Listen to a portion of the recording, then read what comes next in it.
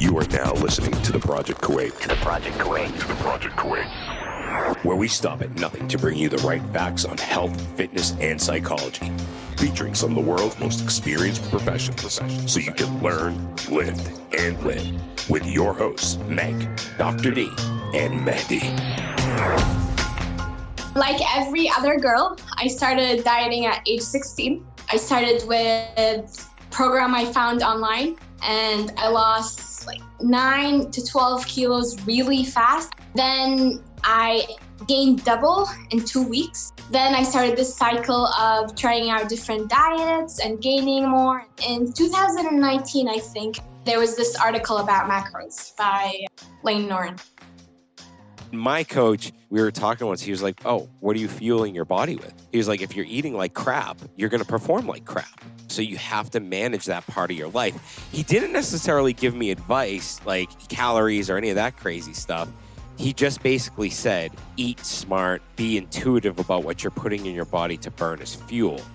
That to me weighed more and meant more than the guy that told me, oh, you eat like shit, drop your calories down to 1,500. If you're not forcing it on anybody and if you're not lying, that's what I hate. Do not say, I look the way that I look because I'm completely natural. No, be like, I look like this because I take this. Great. Thank you for the disclaimer. All this and more in today's episode. Hi, everybody. Welcome back to this episode of the Project Kuwait. Today, we are joined by Dr. Besma. Would you like to tell us a little bit about yourself? Sure.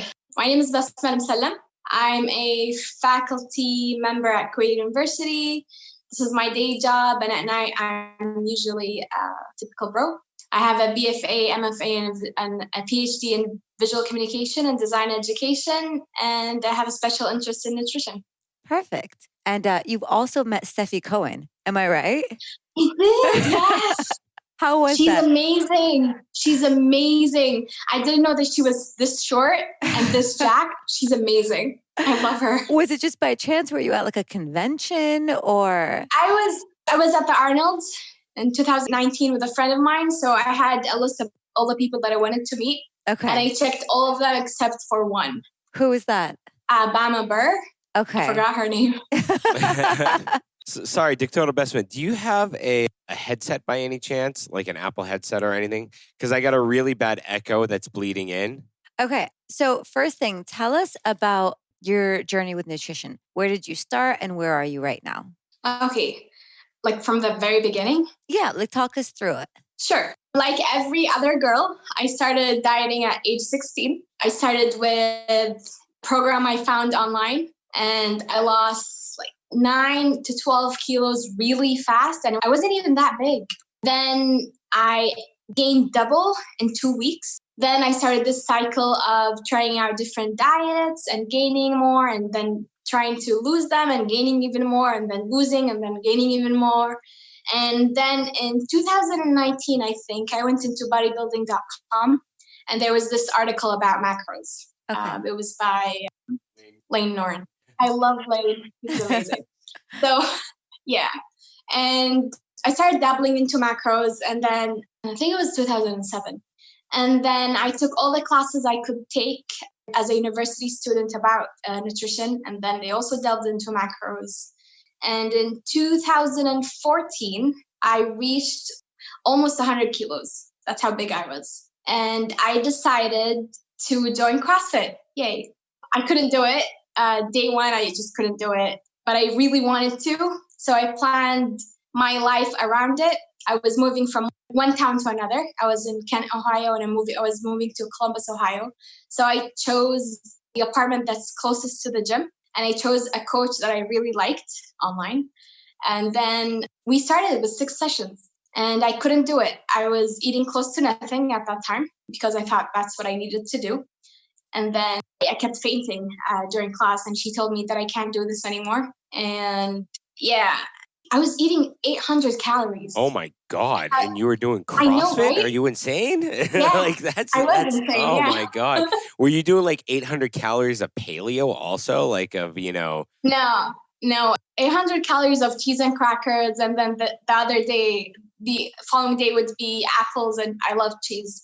apples and cheese and codfish. And then the following day would be something else. And then I just decided that I really thought that I needed to increase my protein, which I actually needed. So I started adding protein shakes, but it did not work, of course. So she suggested to go to a nutritionist, and she gradually increased my calories to 1,300, and I kept losing weight, which was amazing. And then I stopped losing weight. It was 59 kilos, and my body fat percentage was 49%. So at that time, I loved Layne Norton. Yeah, you said you love Layne Norton. You could talk about Layne Norton, then I'm going to go into my experience with Norton. Oh, God. He's a friend of mine, by the way. Oh, no way. Look. I know. I love the guy. He's pretty much the father of IIFYM, right? I think we can agree on that. He's brought out some great research. His paper on leucine was amazing. The only thing that I've always disagreed with Layne Norton on is a calorie is a calorie. He describes it a lot like a dollar is a dollar, so to speak. And in my opinion, I think that can be argued because a calorie isn't a calorie. You can't say 500 calories from broccoli is the same as 500 calories from McDonald's. That, in my opinion, is just like, but I can see how he is and how he's presented his research and his findings. And the guy isn't dogmatic about what he believes, which is amazing. So it's just, that's the one thing I disagree with him on. But other than that, I think he's a brilliant, brilliant scientist. I'll send you a podcast where he actually explains what he meant by a calorie is a calorie, because it is energy. So a calorie is a calorie, but if you compare, like, for example, 1 calorie of, like 1 gram of carbs is always 4 calories. So 1 gram of carbs from bananas or apple doesn't really make any difference. It is still a calorie. So if you're counting macros and you're hitting your protein and you're hitting your all your macros and you're hitting your fiber, it doesn't matter if you hit your macros eating all healthy food and sneaking in a Snicker bar or Pop-Tart or whatever it is that you want to eat. And it doesn't really matter if you include these or include something else like whole foods, if you're hitting your fiber, of course, and protein too. You're smirking. So a calorie is a calorie. Look, there are 2 different schools of thought. There's definitely 2 different schools. Everyone is subject to their opinion and the findings that they've read throughout their research. And what works for them. And what works for them, exactly. I think me and Meg, we always disagree on calorie counting. Meg hates it because she thinks it breeds eating disorders, which I totally agree with, because then you can become obsessively compulsive about what you're eating, how you're eating it, taking a scale with you to a restaurant. I mean, Hay has dealt with it with me where I've been like, we've gone to a birthday party. I'm like, I can't eat. It's not within my macros. It's not within my plan for the day. And I think that's one of the other issues that Meg has with that. But for me, I think counting calories is a good guide and gauge for people to understand overconsumption, which is the biggest problem we have today. But you plan ahead, don't you? Like, yes, from what do. I've seen. So like you take into account all these things that you might do. Okay, we're getting ahead of ourselves right now. I know, right? Okay, let's backtrack a little bit. So just to clarify, so up until the point that you went to this nutritionist, was this just research that you had done online and you were applying it to yourself, or? Up until the nutritionist? Yes. Up until the nutritionist, I knew all about macros, and I started counting calories first, which didn't work. And then I started counting macros. And up until 1,200 calories, I was on my own. And then I moved to a nutritionist. She gradually increased my calories again. But then I stopped. I stopped improving in the sport. I stopped being myself. I was too tired all the time. Like I said, I was at 49% body fat. It's too much for my size. And I was tired. I couldn't do workouts. I was cramping all the time. It was horrible. And then I started to do reverse dieting. This is where I started reverse dieting. It was, but I didn't do it the right way. Not really the right way. There are 2 ways to do it. You either gradually increase your calories or have a calorie boost at first and then gradually increase, or do like increase all of a sudden from like 500 or 600 calories or even 700 calories. And this is what I did because I was under eating at that time. So I jumped to 2,000 calories. From 1,300 to 2,000, like. Yes. And I gained 2 kilos in 2 days. And then I dropped 4 the following week. Okay. Which was amazing. I just didn't know how it happened. I still don't know how it happened. like, for example, I have 8 clients that are doing reverse dieting. Half of them are losing weight. The other half are either gradually increasing or maintaining their weight. And it's weird. Like, I know the strategy of how to do reverse dieting, but the way the body reacts to it is completely different. Yeah. So I gained 2 and I dropped 4 and I started gradually increasing, but I was increasing the good type of weight. I was increasing muscle and I kept increasing and kept increasing. And then all hell broke loose. I gained a lot. And then I did another fat loss and then I did a reverse and now we're here.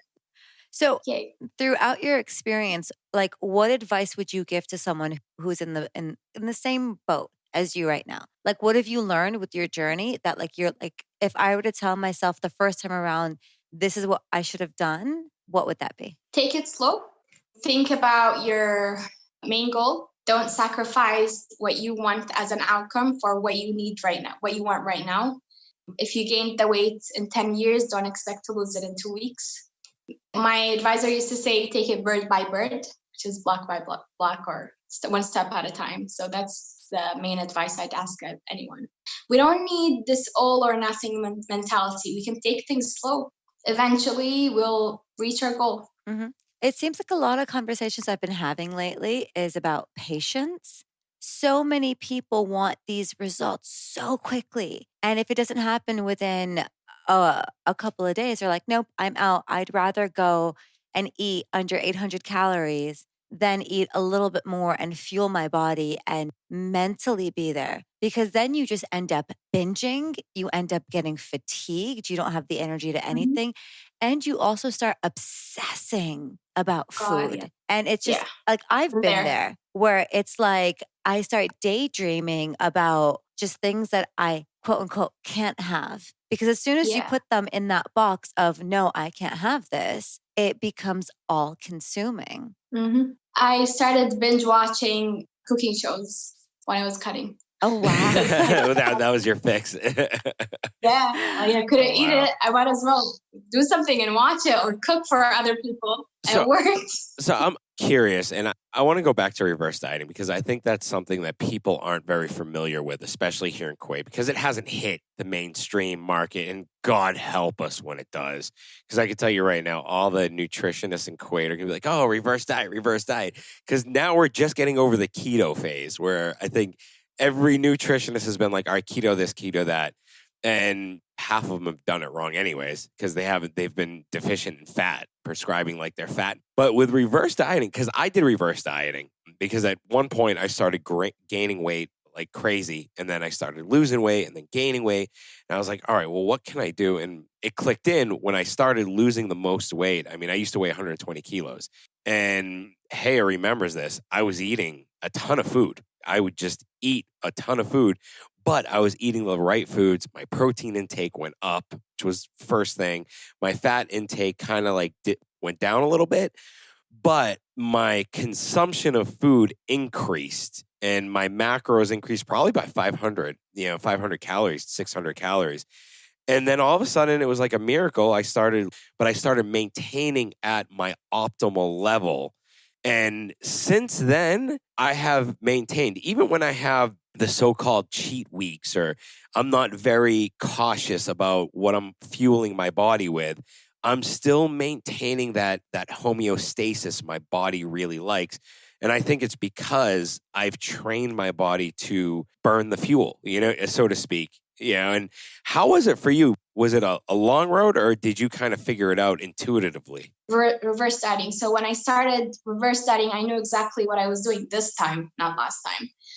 I was doing a fat loss phase. And when I ended in a very low caloric intake, and I knew exactly that I needed to reverse. So before reversing, I contacted, again, BioLane team. And I hired a nutritionist from their team to actually make me do the reverse. I knew how to do it myself, but I needed someone to push me, because going from the fat loss mentality to reverse and being okay with increasing your calories and mentally eating more and expecting to gain weight sometimes is hard. So I had to hire them and be okay with the weight gain and everything. And once I crossed the 2,000 calorie point, I was okay on my own. The best part about it is my relationship with food. It's so much better. I'm so much more looser when it comes to calories and macros. I can eat whatever I want. I don't need to bring my scale everywhere, which is amazing. I guess to me and eyeball things and just write them in MyFitnessPal. And now I'm using Carbon app, which is amazing. Also, Eileen. Not a paid advertisement. Yeah, But I know, right? Did they actually pay you to come on this show? I mean, no, I just love them this much. But I love that you talk about Lane because he's such a proven professional. And when you look at these goddamn fashionistas or whatever the hell they're called that sell these bullshit diet plans, hey, had brought it up to me about like the 1,300 calories and 1,000 calories and 1,100. 700 calories. How can They're you survive? eating 700 calories a day. You're just slowing your body down. I don't know.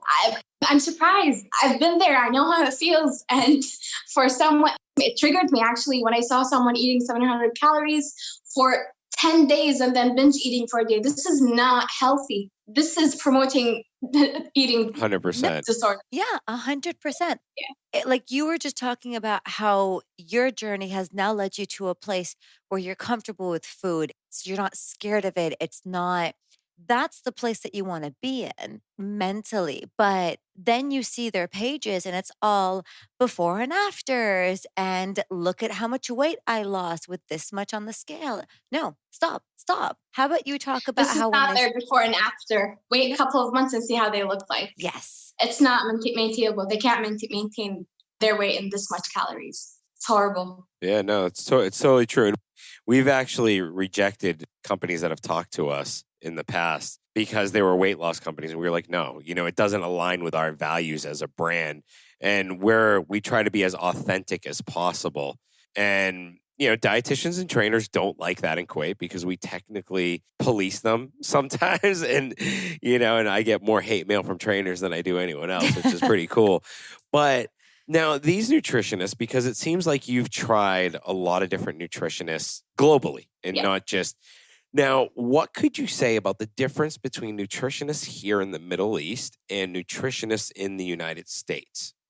The difference, you mean? Yes. Yeah. What you've seen, your personal difference. No, but Lane is completely different. I mean, Lane is a proven scientist. The guy's written papers on stuff. These nutritionists I've seen here. a lot. I've seen a lot. I've been with a lot of nutritionists, business-wise. But so me being a client to a nutritionist in Kuwait, I didn't really have a lot of bad experiences except for two. One started me on a 500-calorie detox. Yeah. And he nicknamed me, what was his nickname? We were two. One of them was Sumna Mufrita and the other one was Sumna Mumita. That's what he called us, not even by our names. What? He's still doing that. Yeah. Oh, he was horrible. He was horrible. And he put me on a 500-calorie diet for 10 days. And then when I came losing only 4 kilos, he blamed me and said that I was cheating, even though I was actually eating 500 calories. He was horrible. And the other one put me on a 1,200 calorie. The 1,200 calorie thing needs to die. Like, I don't know why they put us on 1,200 calories. All of us do. I just don't know why. But then again, there are a lot of good ones. I went with Ahmed Liri. He was amazing. He actually gives us food to fuel ourselves and thrive and exercise and move more. And he would prescribe movement as well, like move more, exercise, have a good relationship with food. He's amazing. And then Abdulaziz Shahab as well. He was amazing. He actually reversed me to 2,700 calories at one point. He's amazing. He's really good. Those are the ones in Kuwait. In the States, I've been with 2 nutritionists. No, actually 3. BioLane team, and Kate. Thought it was going to be another BioLane after that. Actually, she was his client at one point. I didn't know. I swear I didn't know. So they were all good. I can't say all of them are good, but that was my experience. So there's the good and bad in every country. Do you think that nutritionists here, specifically in the Middle East, and I won't just say Kuwait, even though I totally mean Kuwait, don't know how to stay in their lane? because I've seen it more and more over the last 6 months, 7 months, where nutritionists now are almost acting like doctors and giving medical advice when they are not licensed medical doctors. And when us on the show, and we always say this, is we're not licensed doctors. What we say is general knowledge for a better, healthier life. So would you say that, have you seen the same thing that I've been seeing the last 6 or 7 months, where it's just like they're all going too sciencey, and they're just, in my opinion, they're just not staying in their lane? Here's my experience. So when I went to my first nutritionist in the States, she actually gave me a disclaimer. I am not a dietitian. I cannot prescribe you a diet. I can give you suggestions, and these are my suggestions. And she would give me suggestions. She would actually give me macros, but she needed to say that those were suggestions, not a diet. In Kuwait, there are some good dietitians that say their lane. Some of them don't. What I'm more, let's say, upset about are non-nutritionists giving nutrition advice than nutritionists giving medical advice. There are a lot of non-nutritionists. Yeah. I love it. You're being so diplomatic. Look, you're a power lifter. You don't have to be. You're a power lifter, right? Yeah. Yeah. You guys not don't really, have to I just be. bench. You just bench. You're still a power lifter. Yeah, you don't have to be diplomatic about anything. I mean, you guys are. I'm not really diplomatic, but really, we have a lot of people that claim to be nutritionists when they're not, and they shouldn't. No. What about what's your take on trainers giving out nutritional advice? Oh yeah. Here's the thing: if they know what they're doing, I don't mind. Some of them are very well versed in nutrition. They've taken certificates, they've attended conferences, and so on. So they actually know what they're doing, but they can't really. A lot of them are giving very crappy advice, which I don't appreciate. So for a trainer to give another 1,200 calorie diet is not really something that I appreciate. Let me give you an example. I have a coach, and I've been with that coach for close to 11 months now, actually more. So it's been a while. And when I started doing my fat loss, he actually had to tell me to start eating more, and so I can see results. And he actually pulled me to the right direction, which is why I started doing a reverse diet. That's something I'd appreciate for a trainer to do.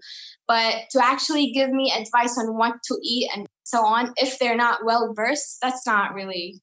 If I was a trainer, that's not something I'd do. No. Yeah, no, that's true. And a lot of them, it's a copy-paste program. Yeah. The same thing they just give to every single person. I always say this, a trainer in a gym, the guys who basically they have to sell their image. They probably have the worst diets of all. They're probably eating boiled chicken and boiled rice every day and not really living a normal life because that's their job. That's their image. They sell their image as part of it. Versus, and I like to name drop my coach all the time, and my coach, this conversation happened a long time ago and it stuck with me. We were talking once. He was like, "Oh, well, what are you eating? What are you fueling your body with?" He was like, "If you're eating like crap, you're going to perform like crap. So you have to manage that part of your life." He didn't necessarily give me advice. Like, he didn't give me calories or any of that crazy stuff. He just basically said, eat smart, be intuitive about what you're putting in your body to burn as fuel. That to me weighed more and meant more than the guy that told me, "Oh, you eat like shit, drop your calories down to 1,500. I'm like, dude, there's no way I'm operating on 1,500 calories. Exactly. I did have Speaking of eating like shit. Go ahead. No, you're good. I had good. a very shitty experience with one of the coaches in Kuwait. He asked me about my macros. I think it was back in 2015, and he told me that what I was doing was wrong, and I should increase my fat intake to 110 grams. And wow. Being naive, I actually did that. That's and I had my gallbladder removed. He didn't even ask about that. And I had a very shitty 2 days because of his advice. Yeah. So yeah, they need to stay in their lane if they're not well versed. Yeah.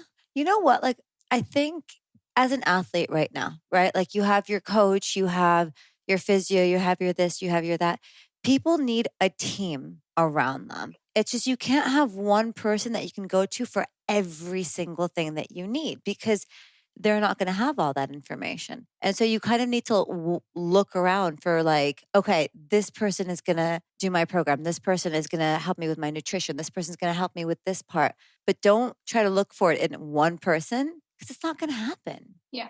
That's what I'm doing right now. I have a physio, I have a nutritionist. Well, I had a nutritionist, now I'm doing my own thing. And I have a trainer. So they're all working together.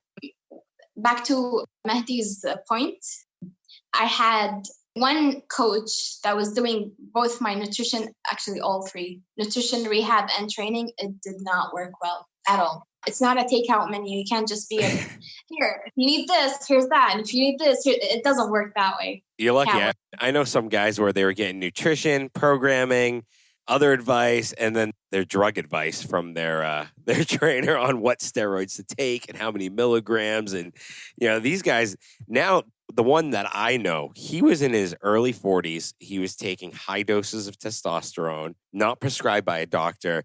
And I saw him a couple months ago. This was like 2 or 3 years ago. He retired from where I work. Then I saw him a couple months ago, and he just looked completely different. I barely recognized him because of all the changes that had taken place in his body after he dropped off of the roids and went back to eating normal. And it was just, I felt bad for him because he was just giving shitty advice. Yeah, that's bad. I was having a conversation with one of my followers. He's 16. He just started I'm very glad he started with a good coach now, but his previous coach gave him testosterone. Oh, wow. He's 16? Yeah, he's 16. Wait, he's 16 and his coach gave him to... Oh, my God. I am serious. That is so bad. That is so bad. Yeah, I got really pissed. And I kept asking, why are you doing this? Well, this person on social media is talking freely about steroids, and this other person is talking about steroids, and all their athletes look good. So why am I doing this? Why shouldn't I do this? So I don't know what to say. Like, it's a shitty situation. A lot of people are doing things they're not supposed to do. So what can we do? I'm curious, what's the steroid situation with females? Because I've heard that steroids are like coming into the scene a lot harder amongst the female Kuwaitis. But besides the bodybuilders for weight loss, like I heard it's turning into a very hot thing at gyms where women are, taking Winstrol, Anavar, there was another one, but that it's moving into the scene. Have you heard anything of that? Have you seen that from your experience also? Yeah, it depends on the gym and which coach you're talking to. So there are some female coaches that actually, let's say, prescribe Anavar with their program. That was the one that's the one. Said the A one. I didn't hear it. I'm sorry. Yeah. I had a conversation with one body. I'm hypermobile, very hypermobile. So I was talking to one of the coaches. Actually, I can't say, a coach and a bodybuilder. He was like, you know what? If you take 10 milligrams of Anavar every day, your problem will be fixed. So it's there. It's available. It's like candy. Everyone has access. But I mean, just make informed decisions. That's it. When we have the steroids conversation, I'm very much a kind of person where I don't care what you do, especially if you're not forcing it on anybody and if you're not lying. That's what I hate. Do not say, I look the way that I look because I'm completely natural. No, be like, I look like this because I take this. Great. Thank you for the disclaimer. But I've been open about it. I tried steroids when I was younger. I just didn't know what the hell I was doing. And it was an epiphany moment where I was like, I'm not competing professionally. I'm not doing anything professionally. It's not working. Exactly. But for a 16-year-old to take steroids because someone else is taking it, that's just crazy. But back to women and Anavar in Kuwait, I had a conversation with someone, and she was saying that this coach told her to go sub 19% body fat. She needed Anavar, which is not true, but they're giving false advice to their athletes, which is horrible. It is what it is. Now, I mean, you post a lot, and hey, I brought this up earlier. You post a lot on body image, okay? And the female bodybuilder is not per se the image that women want, because the female bodybuilder is ripped, jacked, and it depends. Like, but she's not glorified through the male gaze. But no, but are you looking at like the Nikki Black letters and like that kind of bodybuilder shape? I'm looking at like the fashion, the influencers you see that go to the gym and they produce all these programs. Because look, let's face it, there are a lot of women that don't want to look like someone on a stage. Because women on a stage, I mean, they look completely different. Their bodies go through an immense amount of transformations. And Some of that affects them emotionally, physically, long term. It's a sport. Bodybuilding is a sport. But then you have the women that look at the images they see online and whatever. And you've posted about that in the past. So can you talk Yes. about that? And can you talk about I don't want to lift weights because I don't want to bulk, when in reality, we know weightlifting is probably the smartest thing you can do in a gym. Can you talk about that? The image that is portrayed online to women of the two worlds. And in reality, they're still given the same wheelhouse crap of just go on the cardio machine versus go and lift some weights. It's going to be better for your body. And then the women say, oh, I don't want to bulk up and look like this lady on the stage. So Yeah. what do you think is the happy medium for women to follow when they're looking for something that won't affect them psychologically long term? Okay. I'm going to break into two parts. So body image is a social construct. We've been conditioned to be small and thin and quote unquote feminine. And to be feminine, you should not lift weight because you're going to get bulky. That's a construct. But in reality, what you as a person, like what I experienced, is that lifting weight gave me confidence, improved my mental health, which I talk a lot about. It improved me physically. Let me give you an example. Before reverse dieting and after reverse dieting, and while picking up more volume, I lost 2 inches off my waist while increasing my calories to by 1,200 calories. That's not something that we see people talking about. It's not something that's normal. Women have been conditioned that doing more cardio and decreasing your calories would be better for you because you're going to get smaller. But that's not how it is. If you want to look better, if you want to fit a social construct, that's what they think, you need more cardio. But what I experienced is that when I lift more weight, I have more confidence in myself. I have more confidence in my body. To me, I look better, and that's what I need to do. But I don't know how to explain this to women. I still get the same questions. I need to reduce my belly fat. What exercise do I need to do? I need to spot reduce. I need to burn more calories. Hey, I just bought this tea. It says it reduces fat. It's just weird stuff. Oh my God. Let me listen to this. I spent 4 hours explaining to someone what a proper diet should look like. And she came back after a month and a half saying that she lost 6 kilos, which is amazing. She was obese. She's like, oh my God, I lost 6 kilos, which is amazing. And now I need to do 1 week of detox and then switch to keto. So I don't know how to explain to people, not just women, that consistency is what works. Mental health and physical health is what works for you. It's not like body image. When we talk about body image, it's not just our body. It's how we look at ourselves. It's how others perceive body image. And it's very complicated. So we need to start with ourselves. 100%. I don't know. What do you think? No, 100%. Yeah. Like, I've always been a proponent of the fact that women are always trying to take up as little space as possible. And the whole sentence with, I don't want to bulk. First of all, don't make bulking seem like it's a horrible thing. Some It's people not like easy. it. No, like to build up that much muscle, a lot of work. Like I once had some people tell me before their broken arm that my arms were disgusting. And it was like, F you, do you know how long it took me to get them to look like this? Exactly. So it's just, I wake up every day ensuring that I still have triceps. Like first thing I do in the morning, okay, triceps, biceps.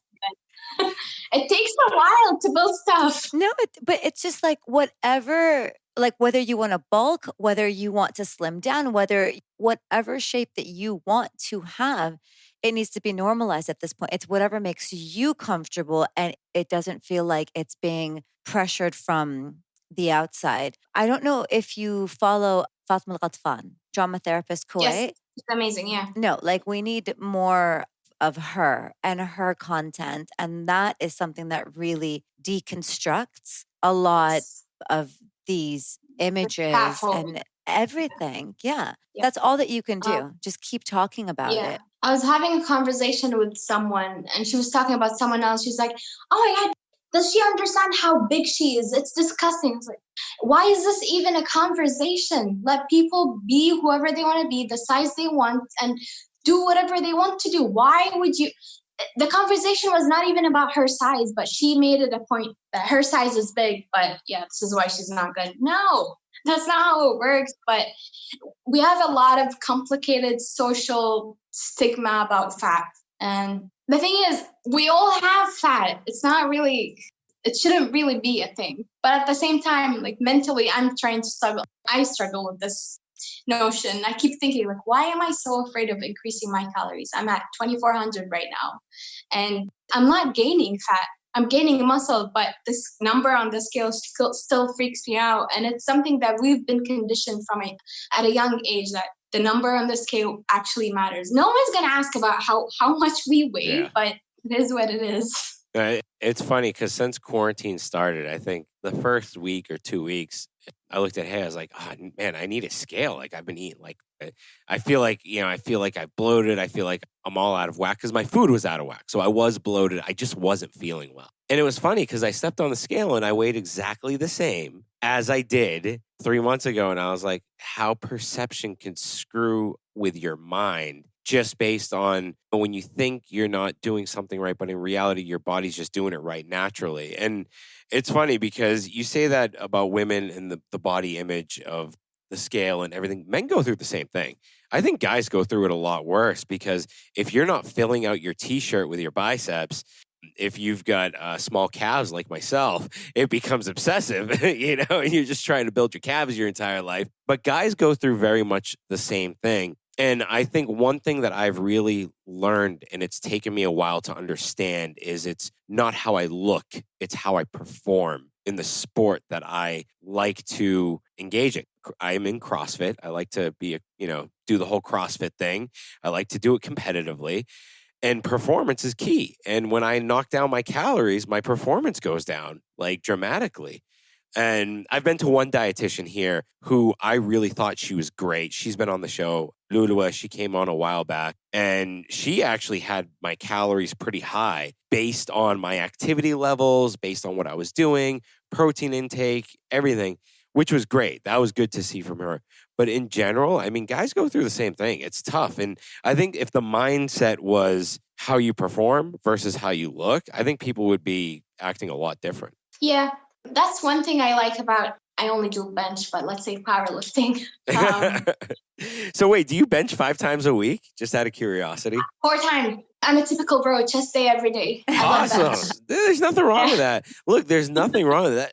Sometimes that's based on your body. That's how you can elicit change. I mean, there was the bro split that you had to give your muscles a rest. And a lot of research has come out that said it's bullshit. And even BioLane has talked about it's bullshit too. Yeah, daily undulating periodization. Yeah. So the shift I like with powerlifting, even with CrossFit, what I liked actually was the shift in mentality from actually focusing on myself, how I look, to my numbers and how I can produce bigger numbers and have bigger volume, which is great. I love that. So this actually helped with body image because we're shifting our mentality. I love that. Speaking of CrossFit, I used to do a lot of CrossFit before shifting to bench only. And now you realize where the real fun is. Hey, I'm looking for a new sport. I might have to shift over to powerlifting, but I'm not strong enough. I tell Hay all the time. I didn't know how it happened. Well, actually, I know how it happened. I had a coach from Westside Barbell. So my nutritionist at that time said, after knowing that I had 49% body fat, she said that I needed more muscle. So she put me on a program of 3 days of CrossFit and 3 days of powerlifting with that Westside Barbell guy. And then those 2 days turned into 3 days, and then 3 days of CrossFit, and then 4 days of powerlifting, and 2 days of CrossFit, and then it's 4 days, and then 1 day of conditioning. Then I did just CrossFit. I loved it. I love powerlifting. Yeah, it's a real sport. What? Look, who said that? I'm joking. It's probably one of the more true sports out there because it's like, can you lift the weight or not? That's it. It's not like hitting a baseball or shooting a basketball. It's like, dude, you walk up to the bar, and if you can do it, great. Exactly. Just competing with yourself. Like, if I'm walking up, I want to win a competition. I'm not. But I like the CrossFit community better sometimes. Really? That's Sometimes. interesting. Yeah, it depends. Yeah, it depends on the day. and the gym. Some gyms, what I like is how members can learn from each other in a CrossFit community. And it's not the same with powerlifting because everyone has their own program, except for West Side, we used to have a crew. So morning crew would do something and we would learn from each other. That this is my PhD on. This is my PhD topic, actually. We learn in a community. But it was great, yeah. That's awesome. So that's great. It was, in all honesty, it was awesome having you on the show, and I hope you'll come back on. It was a great conversation, to be honest with you. Awesome. And I'm glad it was fun too, from my side. It's good to find a Layne Norton fan in Kuwait, to be honest with you. I love him. He's great. I really do. Look, his research is awesome. He is great. The only thing that I just disagree on based on my research and personal opinion and preference is the calorie is a calorie. We can argue about this till tomorrow. You know what I mean? And you can bring up research articles. I can bring up research articles. At the end of the day, it comes down to a self-belief. But Layne Norton really did a lot of revolutionary things when it came to bodybuilding and IIFYM, counting calories, macros, reverse dieting. He's pretty much the father of IIFYM and reverse dieting. Yeah, he is. And he's a badass bodybuilder and power lifter too. I know, right? Did you see his show? His last show, it was recorded. There's a whole documentary on his website. No, I didn't see it, but I know he's a badass. Like I saw him rip like 600 and something off the ground. I was like, Jesus. And he's a bodybuilder too. So, and he's clean, right? Or he says he's clean. Yes, he is. He says he's Always. clean. He is clean. And his wife is clean too. They both are. They're amazing. I think if you two talk to each other, you would find out that you both have the same idea about what calorie is and what he means about a calorie is a calorie. Maybe. You did reach out, didn't you, for an interview? No, Or not was to that for- Layne Norton. Okay. No, not to Layne Norton. Plus, he's like, that dude's like, he's out there. Like, he ain't going to give anyone the time of day. Like, you're lucky if you get Layne Norton on your show. We had him for 5 days in Kuwait in 2017. No way, really? Yeah, it was awesome. Oh, wow. He had 3 seminars and 2 powerlifting camps. No way, really? I Uh-huh. had no idea he came to Kuwait. All right, our chances just went up. If the guy visited Kuwait, he might want to come back. So, but dude, that's awesome. And again, it's cool that you're very well educated in that Thank you. realm because not a lot of people are, especially in the powerlifting field. But thank you so much for coming on. Sure thing. I love Thank that. you. Thank you. Thanks for listening to this episode. If you enjoyed it, please head over to iTunes to subscribe, rate, and leave a review.